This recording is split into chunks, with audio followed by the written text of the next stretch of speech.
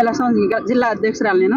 అయితే ప్రభుత్వాలు ఇల్లు ఎవరికి ఇస్తుంది? స్కీములు అంటే ఇల్లు లేని పేదలకు మాత్రమే ఇల్లు ఇస్తుంది. రెక్కాడితే డొక్కాడని పేదలు మీకు ఇల్లు ఇస్తా, మీరు ఏ రూపాయి కూడా చెల్లించక్కర్లేదని హామీలు ఇచ్చిన ప్రభుత్వాలు ఆ ప్రభుత్వం కట్టించింది. ఈ ప్రభుత్వం మేము మీ డబ్బులు కట్టక్కర్లేదు, కూటమి ప్రభుత్వం హామీ ఇచ్చింది, స్పష్టమైన హామీ ప్రకారంగా ఎన్నికల్లో వచ్చి హామీ ఇచ్చారు కాబట్టి గెలిపించారు. ఎమ్మెల్యేలను కార్పొరేటర్లు గెలిపించిన తర్వాత ఈ రోజు వచ్చి బ్యాంక్ అధికారులు దాడులు చేసి నోటీసులు అంటించి 10 లక్షల రూపాయలు ఇంటికి 10 లక్షల రూపాయలు కట్టారంటున్నారండి. వీళ్ళందరూ రెక్కాడితే డొక్కాడి లక్షలు కట్టారా? లక్షలు కట్టారు పేదలు లేదు గుర్తించారు మీరు.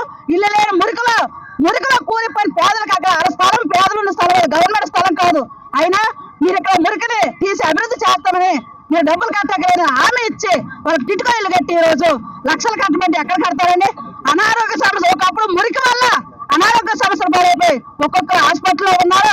మొన్న వచ్చి బ్యాంకుల దాడికి చాలా మంది భయపడిపోయి బాధపడుతూ కనీసం తిండి లేని పరిస్థితి మీరు కాళ్ళు లేని చూడండి. అలాంటి లక్షలు కట్టమని చాలా దుర్మార్గం.